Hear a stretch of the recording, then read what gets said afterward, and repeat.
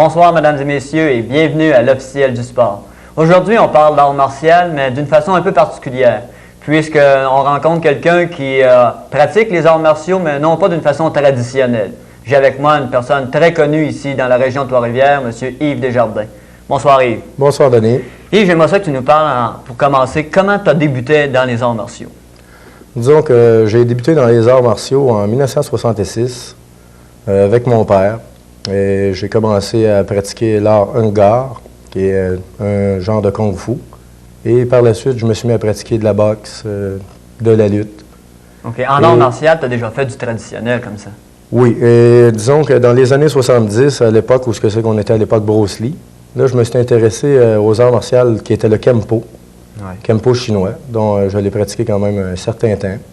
Et à un moment donné, j'ai surtout fait beaucoup de stages de tous les styles, soit traditionnels ou non traditionnels, qui étaient en jiu-jitsu, en karaté Shotokan. OK. Très rapidement, vous vous êtes intéressé au full contact, ou du moins au kickboxing. Oui, kickboxing, c'est sûr que c'est un sport qui m'a beaucoup intéressé par rapport que peut-être un temps plus jeune, on a peut-être plus besoin de se prouver. Oui. Je crois que dans les années 70, vous avez fait quelques galas ici en région? Des années 80, oui. Des années 80? Oui. En 82, on a fait la production du premier gala de kickboxing. En même temps, on a fait les championnats qui se déroulaient à l'ancienne Roulatec du Cap-de-la-Madeleine. Oui. Je pense que vous étiez dans les premiers à pratiquer le kickboxing, du moins en région. Oui. Même au Québec, c'était pas très populaire encore. Oui, on peut dire que j'ai été un des premiers kickboxeurs d'un pionnier, comme on peut dire, avec les époques de Michel Rochette, Jean-Yves Thériault et compagnie. Vous calculez que ça fait à peu près combien d'années d'expérience dans le sport de combat? Ça fait 15 ans là, pour le kickboxing, en sport contact. Votre objectif, à vous, c'est quoi? Pourquoi vous pratiquez et pourquoi vous enseignez les arts martiaux? Disons que premièrement, je pratique pour avoir une meilleure forme physique, parce que bien entendu, la pratique apporte de la forme physique.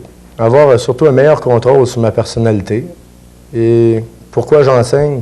C'est surtout pour transmettre à des jeunes la bonne mise en forme et en même temps pour canaliser les énergies. Parce que des fois, quand on est plus jeune, on est impulsif, on a vraiment besoin de canaliser notre énergie. Puis c'est mieux de frapper sur un sac que de frapper sur un individu. Parce que comme tu sais, Denis, le vrai pratiquant s'entraîne.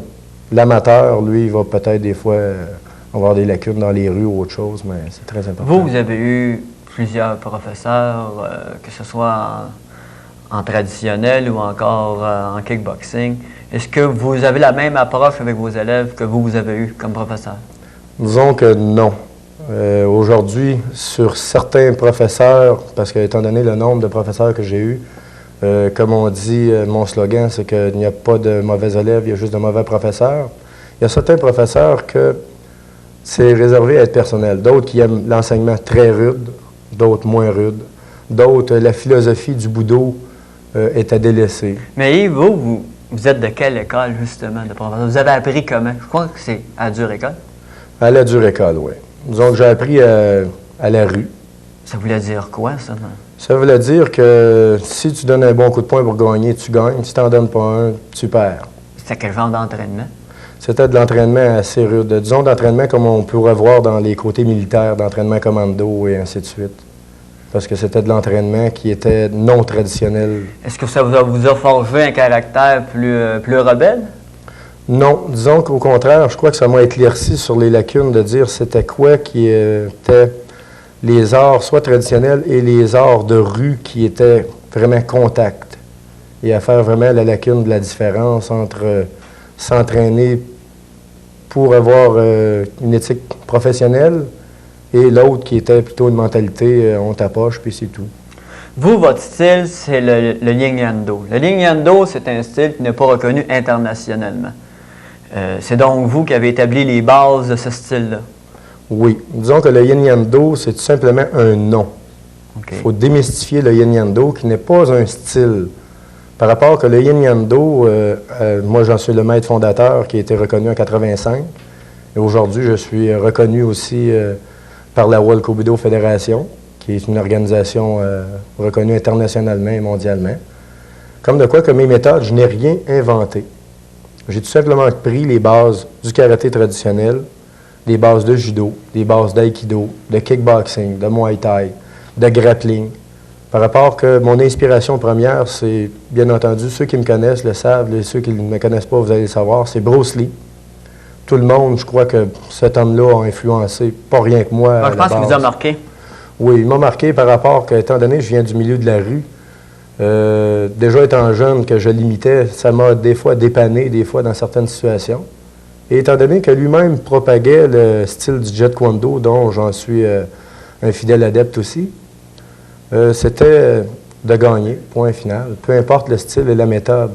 Et au fil d'années, à force d'avoir étudié plusieurs styles qui sont tous très, très bons en passant, puisqu'ils existent tous, j'ai fait ma propre art qui est sous le nom du Yin Yang Do, pour ne pas dire, mettons, ce serait Yves Desjardins.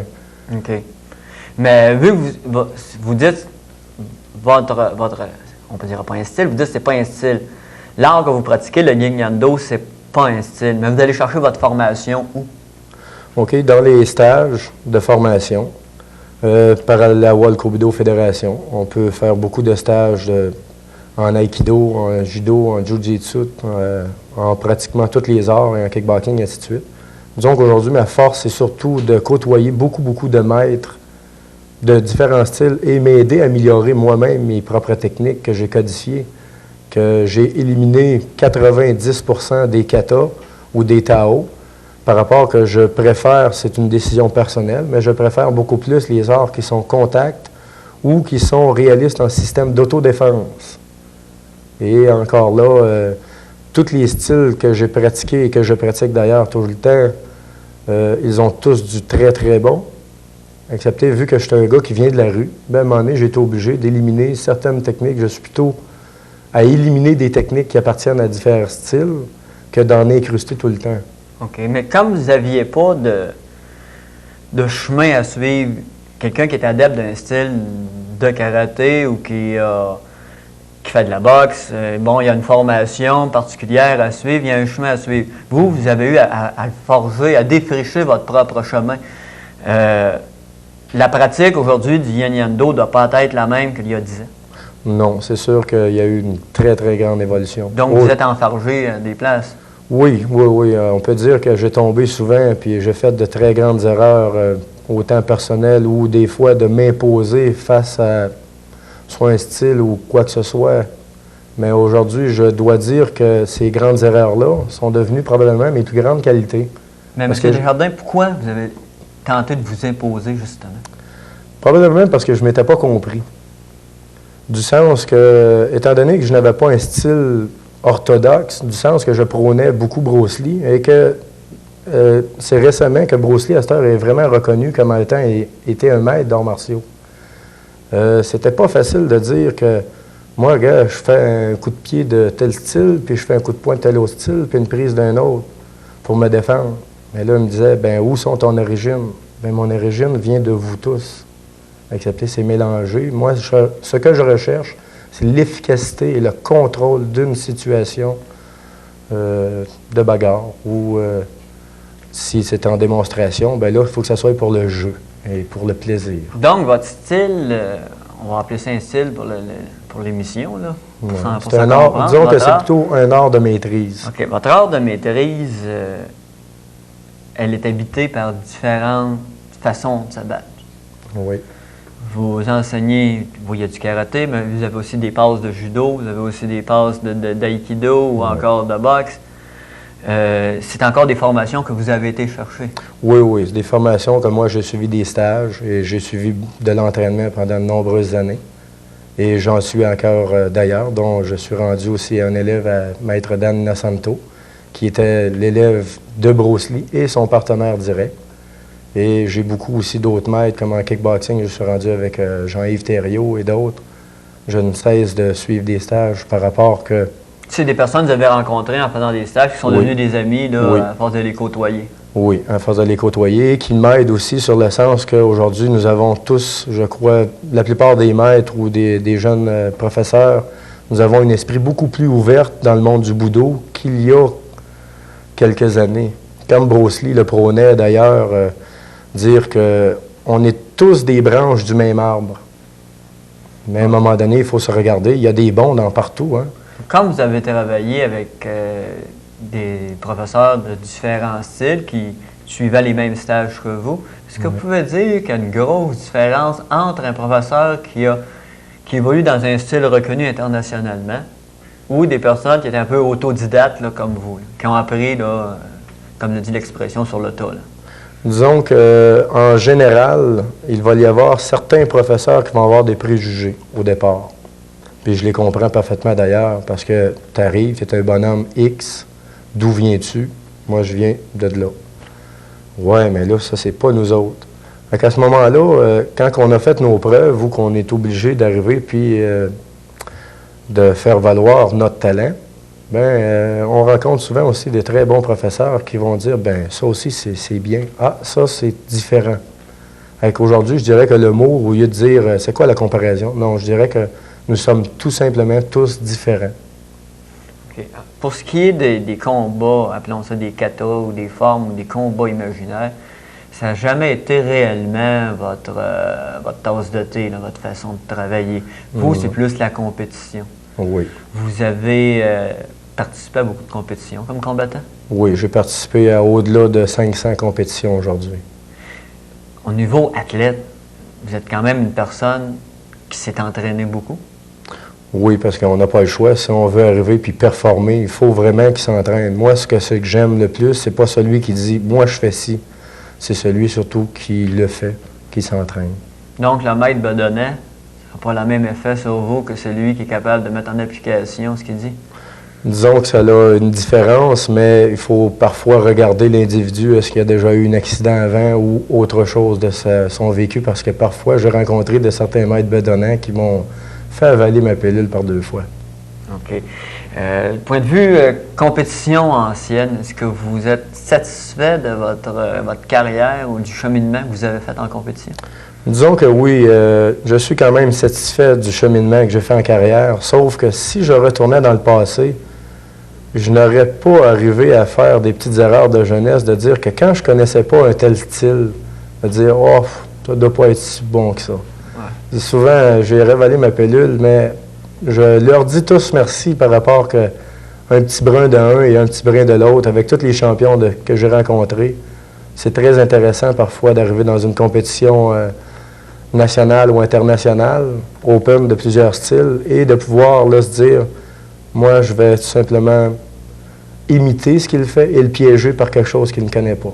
M. Desjardins, vous êtes impliqué auprès des jeunes dans la région de Trois-Rivières depuis longtemps, et souvent dans une clientèle qui est défavorisée, qui est moins encadrée par les autres sports. Qu'est-ce qui vous attire là, auprès des jeunes pour dire, je vais m'occuper de cette clientèle-là qui est peut-être un petit peu plus difficile à mener?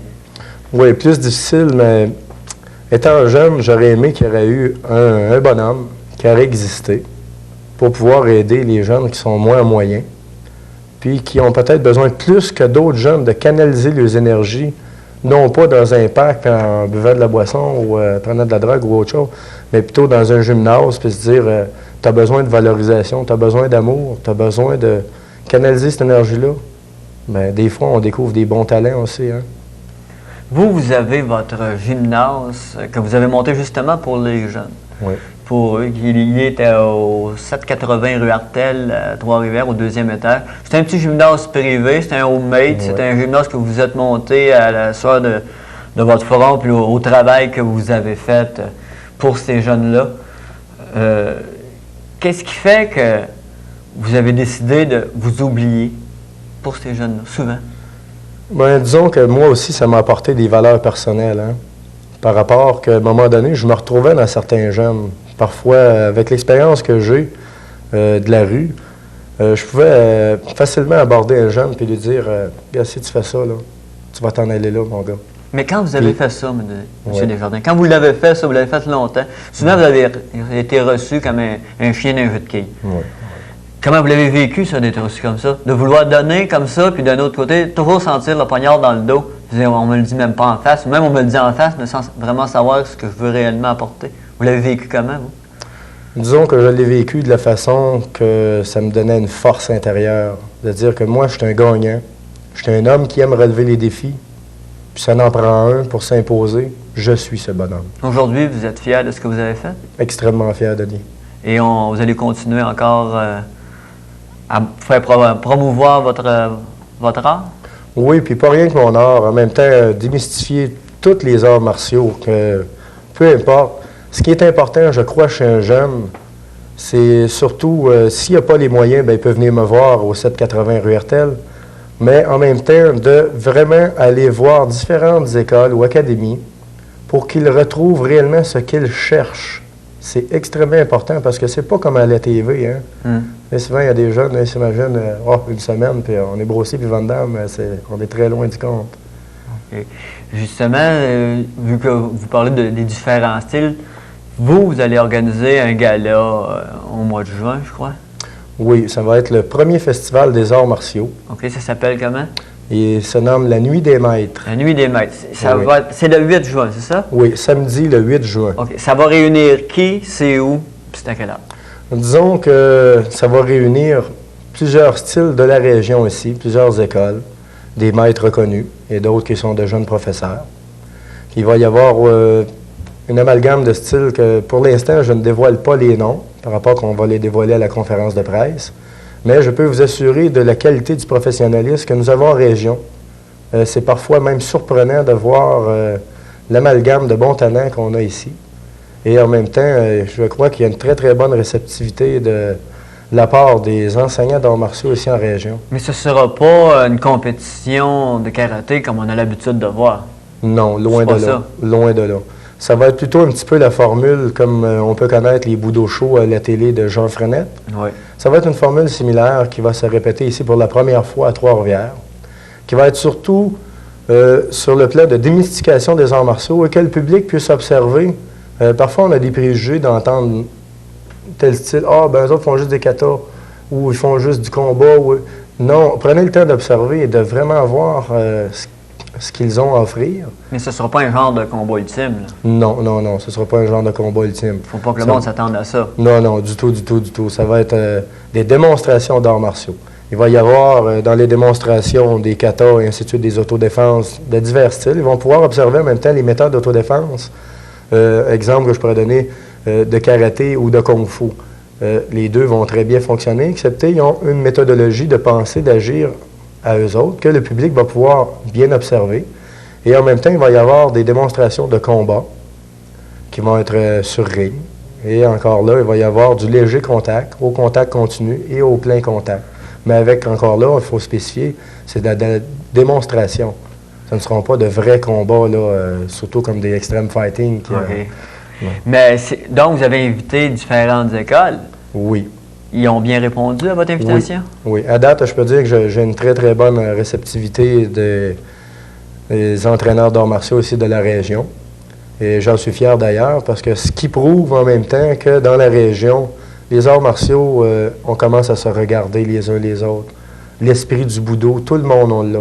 On a toute la même conviction d'avoir un esprit de paix, avoir un équilibre, viser une mise en forme, peu importe la méthodologie ou le style qu'on pourrait nommer un nom. On a tous, moi je dis qu'on est tous des branches du même arbre.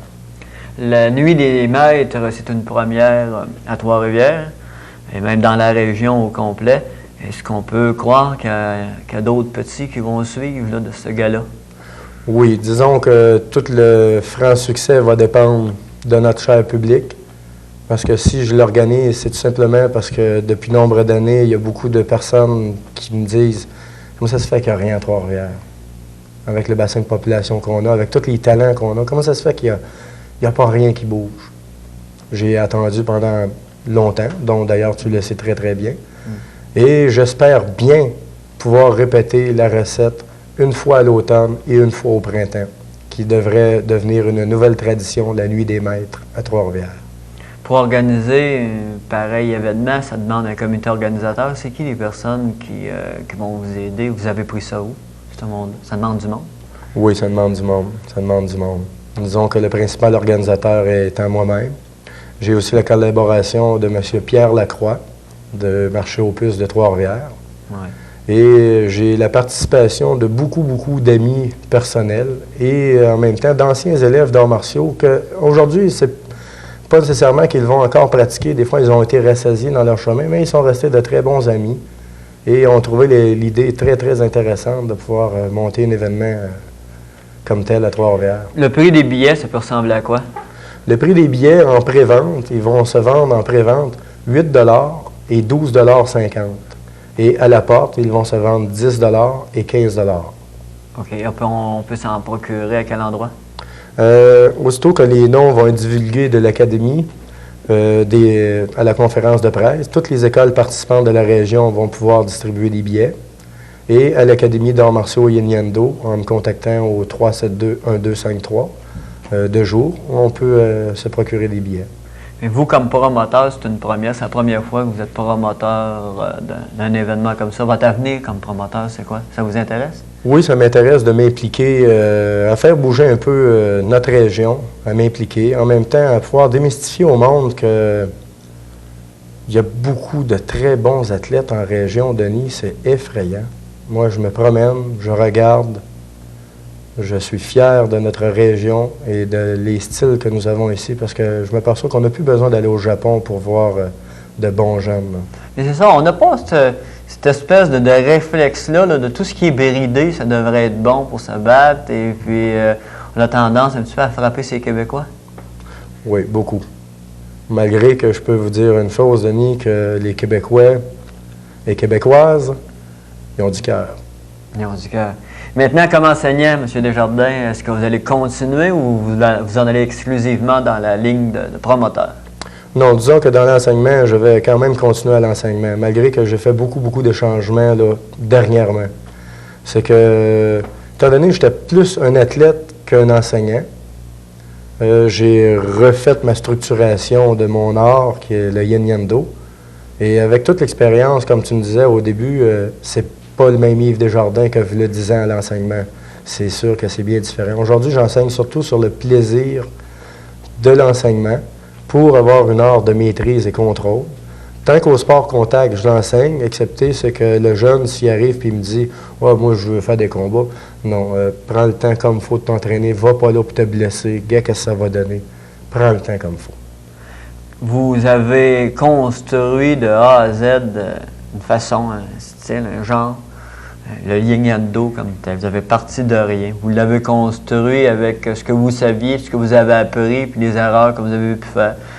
Vous êtes à promouvoir maintenant quelque chose que personne dans la région a réussi, même tenté de faire, de réunir tous les styles ensemble pour un genre de programme comme ça, mais vous n'êtes pas arrêté à ça. C'est pas sur les bancs de l'école que vous avez appris à développer le système D. C'est naturel en vous, puis c'est beaucoup grâce à de la persévérance puis du courage. En plus, vous avez aussi une agence là, de portiers. J'aimerais ça vous en disiez un petit mot. C'est quand même, il fallait avoir le guts de dire je vais encadrer ce genre de personnes-là. Disons que je suis surpris que tu me poses la question. Disons que oui, j'ai créé récemment une agence de portiers pour les clubs exclusivement, les bars. Mais c'est pas encore une clientèle facile, ça. Vous attaquez encore à quelque chose qui... Disons que, comme on dit, oui, ça prend du guts pour créer une agence comme ça, parce que dans la région ici, il n'y en a pas. Hein? L'agence de sécurité s'appelle le CAPS, qui est le CAPPS, qui veut dire le Centre académique des portiers professionnels et de sécurité. Le but premier est surtout d'empêcher des jeunes, des fois, tu sais, ils sont sa boisson, hein, Denis, tu sais, c'est pas une clientèle facile, là, qu'un agent de sécurité, là, va pouvoir diriger comme ça, là, parce que le monde sont en boisson, sont sur drogue ou dans ces phénomènes, on ne sait pas exactement d'où il vient le jeune, il vient de Montréal, Québec ou ailleurs, peu importe, nos régions, il faut vraiment savoir le contexte psychologique d'aborder ces jeunes-là, d'abord, et ensuite de les éviter des blessures. Et à la base même, d'éviter des actions contre les bars où le personnel de sécurité a été formé. Et les gars doivent avoir une patience de l'enfer. C'est pas toujours facile. Non, moi je peux te dire en tout cas que selon mon expérience, moi c'était un de mes amis qui était venu me chercher dans le passé, qui est décédé aujourd'hui d'ailleurs. Salut bien Capou. Et aujourd'hui l'agence s'appelle le CAPS pour lui. Mais moi, je ne me voyais pas là-dedans parce que j'étais trop petit pour aller travailler comme doorman, tu sais, quand il m'a dit ça. Il dit, regarde-moi la grosseur. Il dit, non, il dit, j'ai besoin de tes connaissances puis de ton côté psychologique. Parce que tu t'impliques beaucoup au niveau des jeunes, puis j'ai quand même une bonne expérience de vécu. Ce qui fait que ça l'a aidé. Et en même temps, quand il est décédé, j'ai décidé de persévérer. Parce que je me disais, ouais, c'est vrai qu'il y a des doormen, ils ont peut-être des gros bras, mais ils n'ont pas de tête. Ils ne savent pas comment Ils savent se pas prendre avec la comment. clientèle. Où ils arrivent, puis là, ben, tout simplement, deux clients qui se disputent entre eux autres, ben, ils ne se disputent pas avec un portier, tu sais.